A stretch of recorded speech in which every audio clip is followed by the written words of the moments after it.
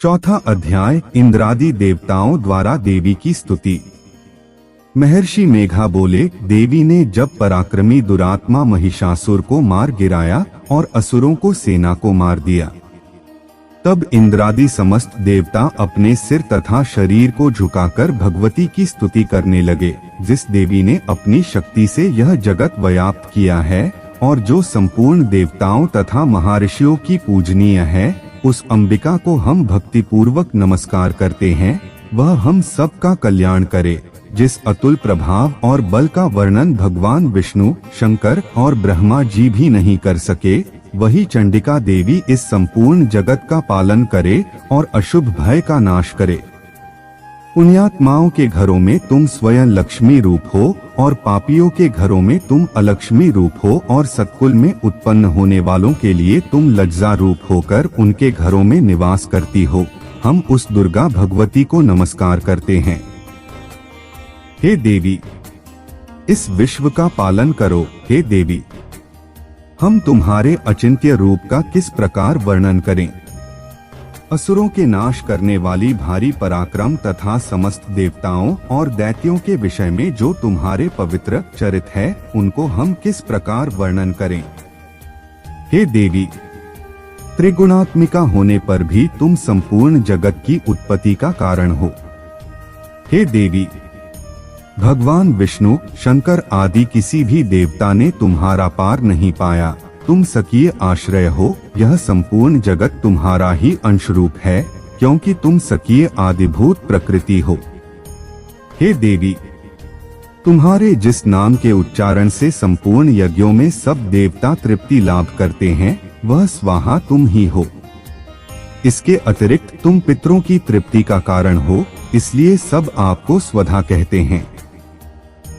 हे देवी, वह विद्या जो मोक्ष की देने वाली हो, जो अचिंत्य महाज्ञान स्वरूपा है, तत्वों के सार को वश में करने वाले, संपूर्ण दोषों को दूर करने वाले, मोक्ष की इच्छा वाले मुनिजन जिसका अभ्यास करते हैं, वह तुम ही हो। तुम वाणी रूप हो और दोष रहित ऋक् तथा यजुर्वेदों की एवं उद्गीत और सुंदर पदों के पथ वाले सामवेद की आश्रय रूप हो। तुम भगवती हो।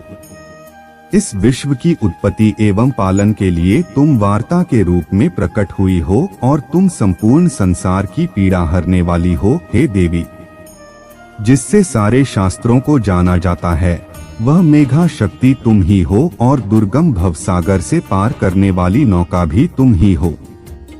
लक्ष्मी रूप से विष्णु भगवान के हृदय में निवास करने वाली और भगवान महादेव द्वारा सम्मानित गौरी तुम ही हो। मंद मुस्कान वाले निर्मल पूर्ण चंद्र बिंब के समान और उत्तम सुवर्ण की मनोहर कांति से कमनीय तुम्हारे मुख को देखकर भी महिषासुर क्रोध में भर गया। यह बड़े आश्चर्य की बात है। और हे देवी, तुम्हारा यही मुख जब क्रोध से भर गया तो उद्यकाल के चंद्रमा की भांति लाल हो गया और तनी हुई भौहों के कारण विकराल रूप हो गया।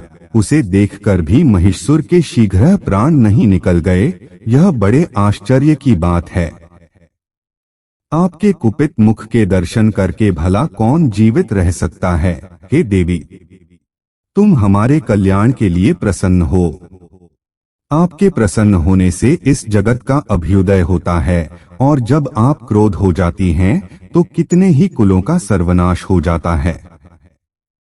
यह हमने अभी अभी जाना है कि जब तुमने महिषासुर की बहुत बड़े सेना को देखते देखते मार दिया। हे देवी, सदा अभ्युदय प्रताप देने वाली तुम जिस पर प्रसन्न हो जाती हो, वही देश में सम्मानित होते हैं। उनके धन यश की वृद्धि होती है। उनका धर्म कभी शिथिल नहीं होता है और यहाँ अधिक पुत्र पुत्रियां और नौकर होते हैं। हे देवी, तुम्हारी कृपा से ही धर्मात्मा पुरुष प्रतिदिन श्रद्धा पूर्वक यज्ञ करता है और धर्मानुकूल आचरण करता है और उनके प्रभाव से स्वर्गलोक में जाता है, क्योंकि तुम तीनों लोकों में मनवांछित फल देने वाली हो। हे माँ दुर्गे, तुम स्मरण करने पर संपूर्ण जीवों के भय नष्ट कर देती हो और स्थिर चित्त वालों के द्वारा चिंतन करने पर उन्हें और अत्यंत मंगल देती हो। हे दारिद्र्य दुख नाशिनी देवी, तुम्हारे सिवा दूसरा कौन है? तुम्हारा चित्त सदा दूसरों के उपकार में लगा रहता है। हे देवी, तुम शत्रुओं को इसलिए मारती हो कि उनके मारने से दूसरे को सुख मिलता है। वह चाहे नरक में जाने के लिए चिरकाल तक पाप करते रहे हों, किंतु तुम्हारे साथ युद्ध करके सीधे स्वर्ग को जाएं, इसलिए तुम उनका वध करती हो। हे देवी, क्या तुम दृष्टिपात मात्र से समस्त असुरों को भस्म नहीं कर सकती? अवश्य ही कर सकती हो, किंतु तुम्हारे शत्रुओं को शस्त्रों के द्वारा मरना इसलिए है कि शस्त्रों से द्वारा मरकर वे स्वर्ग को जावें। इस तरह से देवी, उन शत्रुओं के प्रति भी तुम्हारा विचार उत्तम है। हे देवी, तुम्हारे उग्र खड्ग की चमक से और त्रिशूल की नोक की कांति की किरणों से असुरों की आंखें फूट नहीं गई। उसका कारण यह था कि वे किरणों से शोभायमान तुम्हारे चंद्रमा के समान आनंद प्रदान करने वाले सुंदर मुख को देख रहे थे। हे देवी, तुम्हारे शील बुरे वृतांत को दूर करने वाले हैं और सबसे अधिक तुम्हारा रूप है जो न तो कभी चिंतन में आ सकता है और न जिसकी दूसरों से कभी तुलना ही हो सकती है। तुम्हारा बल व पराक्रम शत्रुओं का नाश करने वाला है। इस शत्रुओं पर भी दया प्रकट की है।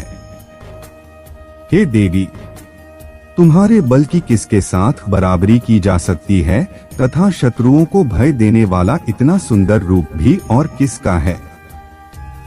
हृदय में कृपा और युद्ध में निष्ठुरता, यह दोनों बातें तीनों लोकों में केवल तुम ही में देखने में आई हैं। हे माता, युद्ध भूमि में शत्रुओं को तुमने उन्हें स्वर्ग लोक में पहुंचाया है। इस तरह तीनों लोकों की तुमने रक्षा की है तथा उन उन्मत्त असुरों से जो हमें भय था उसको भी तुमने दूर किया है। तुमको हमारा नमस्कार है। हे देवी, तुम शूल तथा खड्ग से हमारी रक्षा करो तथा घंटे की ध्वनि और धनुष को टंकोर से भी हमारी रक्षा करो। हे चंडिके, आप अपने शूल घुमाकर पूर्व, पश्चिम, उत्तर तथा दक्षिण दिशा में हमारी रक्षा करो।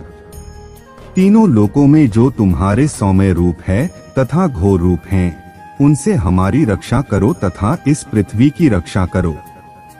हे अंबिके, आपके कर पल्लवों में जो खड्ग, शूल और गदा आदि शस्त्र शोभा पा रहे हैं, उनसे हमारी रक्षा करो। महर्षि बोले कि इस प्रकार जब सब देवताओं ने जगत माता भगवती की स्तुति की और नंदनवन के पुष्पों तथा गंध अनुलेपनों द्वारा उनका पूजन किया और फिर सबने मिलकर जब सुगंधित व दिव्य धूपों द्वारा उनको सुगंधि निवेदन की, तब देवी ने प्रसन्न होकर कहा, हे देवताओं, तुम सब मुझसे मनवांछित वर मांगो।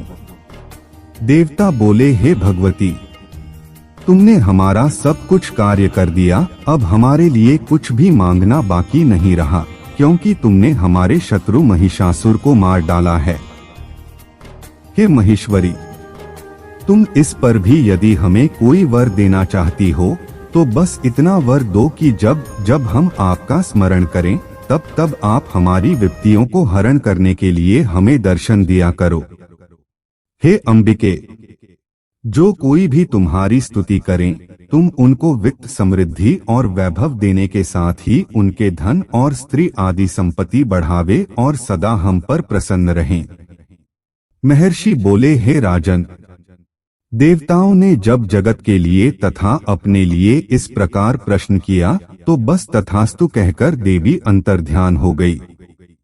हे भूप, जिस प्रकार तीनों लोकों का हित चाहने वाली वह भगवती देवताओं के शरीर से उत्पन्न हुई थी, वह सारा वृतांत मैंने तुझसे कह दिया है और इसके पश्चात दुष्ट असुरों तथा शुभ निशुंभ का वध करने और सब लोकों की रक्षा करने के लिए जिस प्रकार गौरी देवी के शरीर से उत्पन्न हुई थी, वह सारा वृतांत मैं यथावत वर्णन करता हूँ।